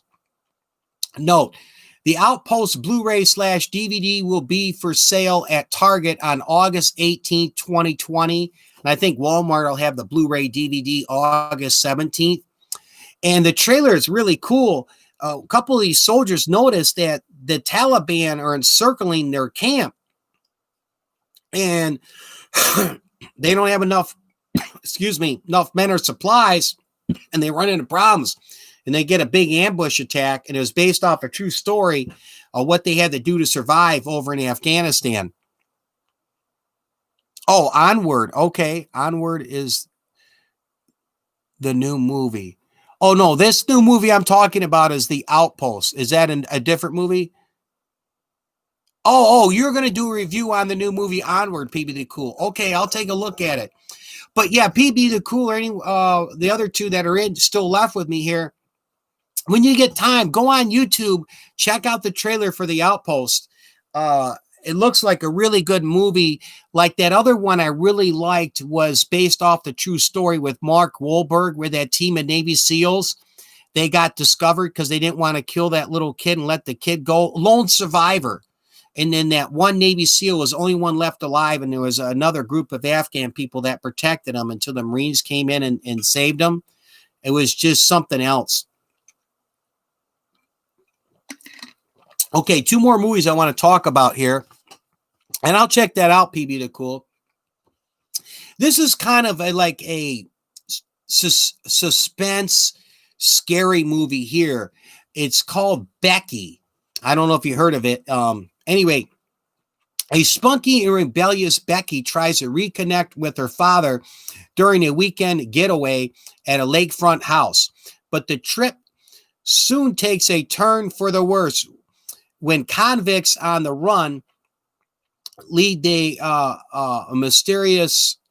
They're looking. They take over. Some convicts on the run take over the house where Becky's living with her parents, with her dad, and these convicts want this key. There's something with this key she has. Now, it doesn't give you much information on it. And they take over this house, not only on the run, but they want this key that this girl Becky has. The Becky DVD Blu-ray release date is set September 15th, 2020, and available on digital HD from Amazon Video and iTunes June 4th, 2020. So you can watch the movie right now on Amazon and iTunes, and then in September it'll come on the DVD Blu-ray. One more here, and I was so bummed out. The two people left with me that this movie was supposed to come out in the theaters this summer, but because of this COVID-19, they backed it up now for the release date of December 23rd, 2020. I'm sure you've heard about this and the trailers out there. Top Gun 2 Maverick, man. The first Top Gun movie, I love that movie. He had his Ray-Ban sunglasses, that crotch rocket motorcycle, and the scene where the two guys are up there in the dogfight with the Russian jets, and Tom Cruise has to go up there and take them on. He's back, man. Tom Cruise is back. It's Top Gun 2. He's having that one actor, I think Val Kilmer, who played the Iceman or whatever in the movie, the sequel. However, the lady who in the first movie, Kelly McGillis was Tom Cruise's girlfriend in the first movie. She won't be back in the sequel, but man, I was so geeked up this summer to watch that Top Gun 2 movie, and it not being in the theaters because the COVID-19 just, had me totally bummed out. I was like, oh man, that stinks. Let me see this for a second. I'm a little darker. I turned this one light off. It keeps reflecting right off my sunglasses, but I can see it's too dark. Let me turn that back on. Any rate, I got two people left. PB the Cool, I know you here, and I'm not sure who else is here. Any thoughts or anything you guys want to say about movies coming out, or some movies that are first coming out? I know I'm going to check out that, what is it? Onward is a new movie. PB the Cool has it here, and he's going to do a review on it. Okay, I will check that out. Oh, okay, cool. Thanks, PB the Cool. Yeah, so Onward. I'll check that out, PB. Give me 1 second. I got this light over here that's going dead. Hold on. I have some of you guys might have remembered me from the previous video. These batteries, this light only stays good for like a little over an hour on full blast. It's a portable camera light. I'm going to turn this on here. Okay, let me crank this sucker up. Oh, there we go. Hey, back in business. I got the LED light, and it's a square one, and it takes these batteries. When I put this at full blast, it gives me about maybe an hour and 15 minutes, the full power. But it's a damn good light. When I shoot some videos, I use a Sony Handycam. I showed you in a previous live. I use this light when I'm shooting indoors. It's portable. As well as I did one video, the mosquito killer light, where I was out in my backyard and I had to wait till dark. But I had this light, man, and it's just awesome. But anyway, that's one drawback of it. This battery, when I put this at full blast power, I get a little over an hour, but I got 3 of these batteries. Any rate, okay. What I have on, next on tap real quick, everybody. Video spoiler. My next video. Now, I will do the YouTube channel tribute video for everybody that's been in the live here. I'm going to do that tribute video, and I'll get that up later today. However, my next actual video that I have it in my computer. I just got to edit it a little bit. What's today? Thursday. I'll probably upload it Saturday. I did a product review, and I ordered and purchased a slingshot off of eBay.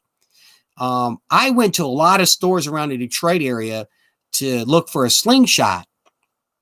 And I got this idea I did a previous video you might have seen where I had a BB gun I bought at the store, and I put a target in my backyard, and did a product review on this BB gun I got. So I went on eBay, a few weeks back, and I ordered a slingshot, and I believe I paid like about $8 some for it. And it's got this ammunition. They're like little steel balls. And I bought a bag of those things. Those were $7 or $8. But anyway, I put a cardboard box with like one of these sticker targets, for shooting a handgun or anything at. and I take the slingshot. I'm far away, let it rip, and that'll be the video spoiler. Saturday, I'll do a product review on this slingshot. I had a blast. I had a fun time.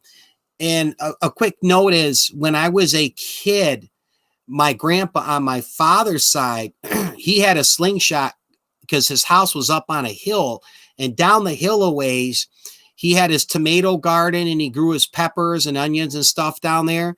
Well, the damn rabbits would come in there and tear up his garden, and he had some neighborhood cats.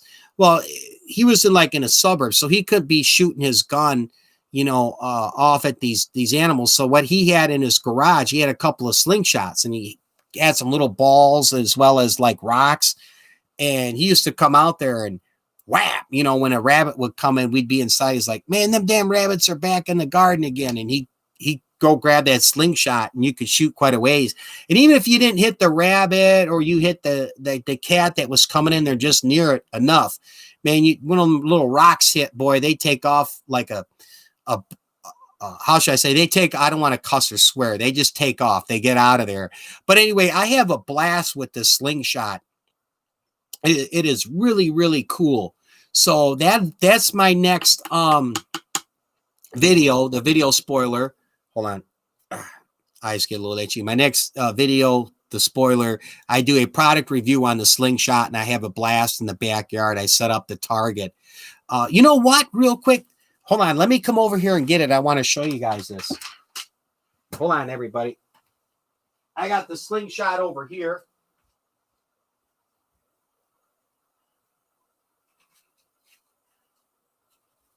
Okay, here I come.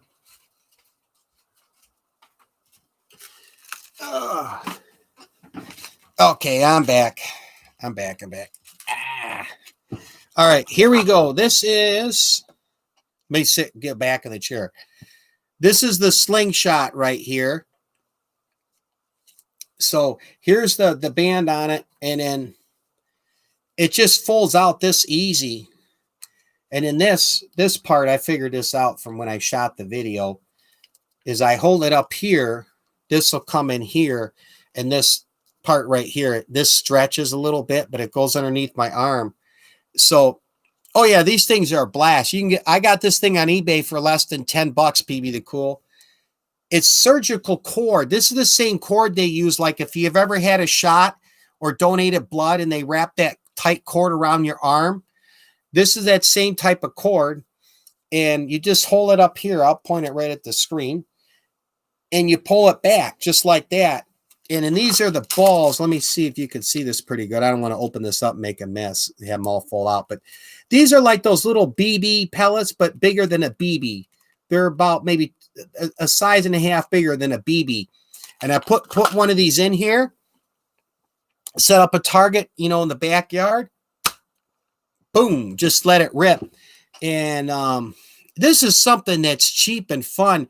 Even if you don't have any issues at your place with animals, you could still get one of these things and then make yourself a target in the backyard. I mean, they're cheap enough. Buy them off Amazon, eBay for less than $10 and get the ammunition. And it's pretty much like playing darts with somebody with the slingshot. Just make sure your background, you don't want to be shooting, and if you miss, and take out somebody's window with one of these things. Oh, okay, yeah. These things been around a long time. The only sad thing is I had to go on the internet. You used to have them at the stores, all in the sporting goods departments, and I just couldn't find them. So but anyway, they have them on eBay, Amazon. It's going to be a fun video. Check it out. I think it's about 10 minutes, give or take. And I'll upload that sucker. I'm just setting this over here. I will upload that this Saturday. It's a product review on the slingshot. Where's my sheet over here? Oh, my outline. I'm sorry. Okay. Thank you for coming, Nika Nice. Nika Nice, stick and stay. I'm going to do a replay earlier. I got the rocket launch that left this morning. It went to Mars. Yes, thank you. I'm going to do that one more time before I end the live. We'll watch one more recap of the rocket launch to Mars. We were talking Mars at the start of the show. PB the Cool, if you can, Nika the Nice, check out her channel, Genuine YouTuber. I'll just leave it at that. She's a genuine YouTuber like you and Nate Dogg, for sure. What we'll get into here, okay, is last thing on my list here for the show here, everybody, is general conversation. Oh, wow. I'm sorry to hear about you being sick. I hope you're feeling better. I sure hope it ain't that virus thing going around. I just hope maybe you got a little cold or something else. Nika, nice. Wow, I'm sorry to hear that. I hope you feel much better. Okay, before I end the show here in a little bit and then show the final recap again of this rocket launch that we had this morning to Mars, does anybody have any questions for me or something that suggest anything they want to say? We'll just have some general conversation here, shoot the gab, and definitely network with each other. 3 people in here.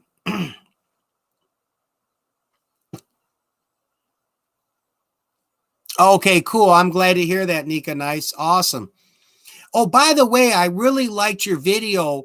You went with your kids to on a vacation trip, and it was like some cool water park place you were at. And then I was watching this one water slide.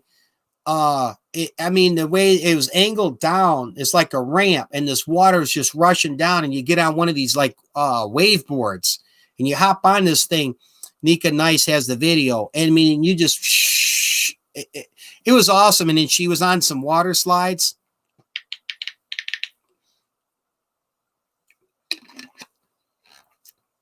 But she has it on her channel.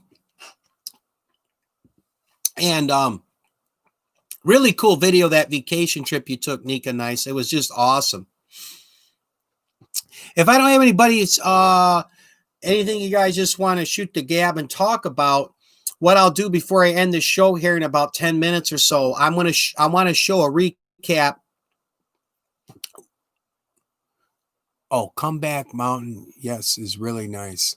So now, okay, so that's the name of it. Is it Comeback Mountain or Camelback Mountain? Okay, yeah. I love water parks. That's like, if I went to Cedar Point, I'm not running to get on these roller coasters. No.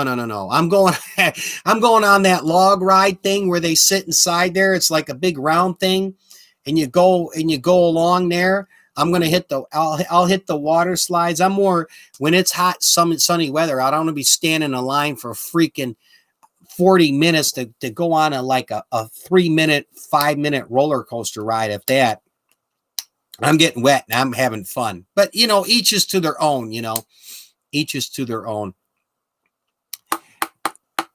Okay, they had an indoor and outdoor beach there too. Okay, yeah, I thought that thing. Man, I was like, oh, I wish I was with her there. You looked like you had a blast with this water park. All right. Now it doesn't look like we have too much else to talk about. Just a couple people left here. I don't like I used to from those. Oh yeah, the crazy rides. Yeah. Maybe I'm getting older. Okay, I'll admit a little bit, but it hasn't been my thing of being in some roller coaster and doing these flips and turns way up in the air and all that crap. Each is to their own, though. But yeah, if I go to Cedar Point, I'm hitting the water rides, like I say, the log rides, the water slides, that stuff. Let me do this here before I end the show here, guys. I want to do a recap here. If you've seen it earlier, I'm sure you'll enjoy it again.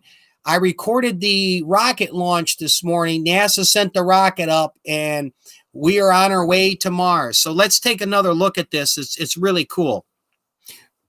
And Nika Nice, if you ever get time when this live comes on my channel, come back and watch like the first half hour of it. I got a lot of cool stuff from Mars.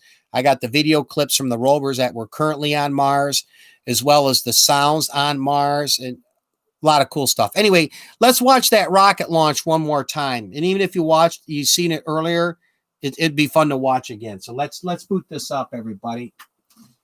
I'll have to turn the volume up on here. Okay, let me bring this up. Where's my mouse? Oh, here we go. All righty. Okay, yeah, this is the rocket launch from this morning. We're going to watch it again. Liftoff. As the countdown to Mars continues, the perseverance of humanity launching the next generation of robotic explorers to the Red Planet.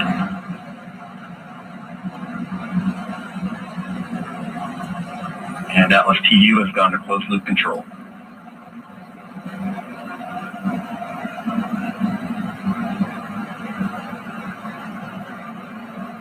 Coming up on 30 seconds into flight, the RD-180 is throttling down as expected. Engine response looks good. And Mach 1, Atlas 5 is now supersonic. And now they're supersonic.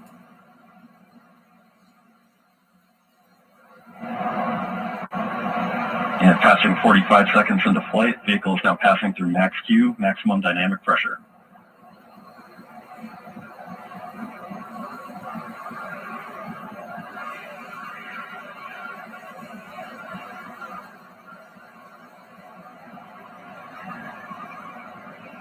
And passing 1 minute into flight, the RD-180 is throttling back up as expected. Engine response looks good.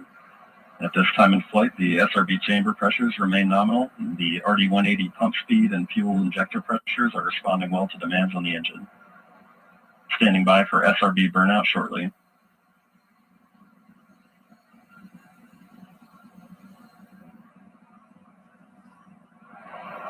And we have burnout on all 4 SRBs. Burnout pressure signatures look good. Standing by for SRB jettison shortly. 3,400 miles per hour right now it's at.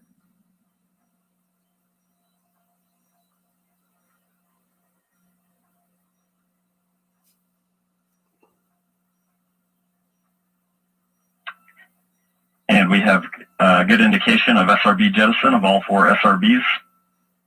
And the vehicle has gone to closed loop guidance.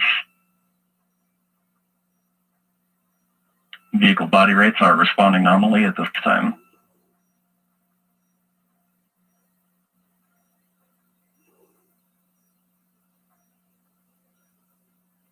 It's about to leave Earth's atmosphere in just a second here. Almost 5,000 miles per hour. I don't know if you can quite see this part And here. coming up on 2.5 minutes into flight, the RD-180 is throttled down slightly as expected. Engine response continues to look good. At this time, the vehicle is 50 miles in altitude, 85 miles downrange, traveling at 6,000 miles per hour. Yep, they're at 6,000.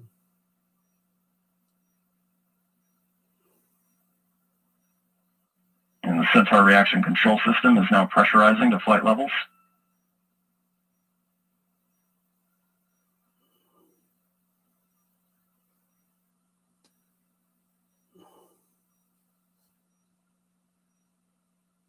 We'll get a look here in just a second, Nika Nights, where it's going And to just be in past 3 space. minutes into flight, the RD-180 is now throttling to maintain a constant 2.5 G acceleration limit for payload fairing Here we jettison. go. Engine response and vehicle acceleration look good.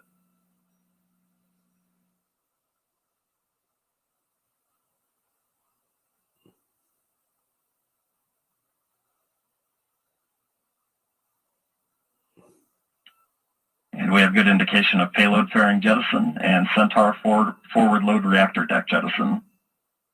Yeah, some of the stuff coming off the rocket that they don't need. And the RD-180 is throttling back up to attain a 4.6 G acceleration. Engine response continues to look good.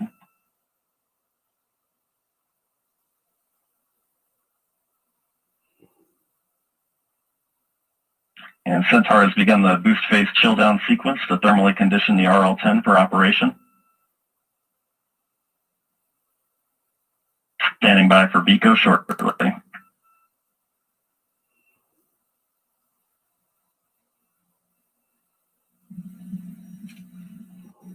BECO is the call for booster engine. And we have BECO booster engine Oh, cutoff. cool. Your son Standing loves by for outer stage space. separation. Okay. Awesome, Nika. Nice. Okay, now watch this. At this other part of they'll detach here. And we have good indication of Atlas Centaur separation. Boom. So they're using live footage. And we have from the Mars rocket. 1. RL-10 operating parameters look good. Chamber pressures are stable. Right now, that thing is at 13,500 miles per hour. It's going to be up to close to 15,000 miles per hour here shortly. This first be approximately 7 minutes in length. Any rate, it'll show here in a second. If you haven't seen this earlier, it'll get to a 3D diagram. Basically, it's got to get that fast. It's got to break our Earth's orbit to make its trip to Mars, which is estimated to be there about February. I'll come back here before I wrap this up, but oh, one person left. Okay, cool. Yes. Anyway, yeah, it'll be awesome here. I don't want to go over everything again with Mars, but yeah, that this ship is going to be on its way here to Mars. Let me close this out. Where's the exit? Boosh. Okay. And yeah, it was a great day today. I like to just say thank you. Well, I have one person left who's ever left. I appreciate everybody coming on the broadcast here this morning. I'm going to try to do my next broadcast. It will be another morning show Sunday, and it'll be more just BS talking, and maybe I'll get some trivia together. Today I wanted the more Mars and some interesting topics. Who's ever left, but I'm about to wrap this up, and I want to I appreciate everyone coming in here for the show. And my next one I should have Sunday. Right now I'm working on a midnight, so it'll be a little while, but I will get back to doing some more late night shows. But my next show will be a morning show on Sunday. Oh, the two people that just came back, I see here. Before you take off, this Sunday, I'll do another morning show. It'll be kind of just general conversation, having some fun here. I'll be on Sunday, and yeah, I'll try to see maybe some trivia or something else, but we'll do something fun. And later today, I'm going to get that YouTube channel tribute video in there. I'm going to get that posted on my channel later today. It's just my appreciation for everybody that came on my live here today. It's just that simple. So I'll be on again this coming up Sunday, Sunday morning. And well, with that being said, I'm getting hungry. I'm going to go have some breakfast. Thank you, everybody, again. And as I like to say, wrapping up the live like most of my videos, stay safe and enjoy life. God bless everyone. Thank you, PB the Cool, by the way. Yes.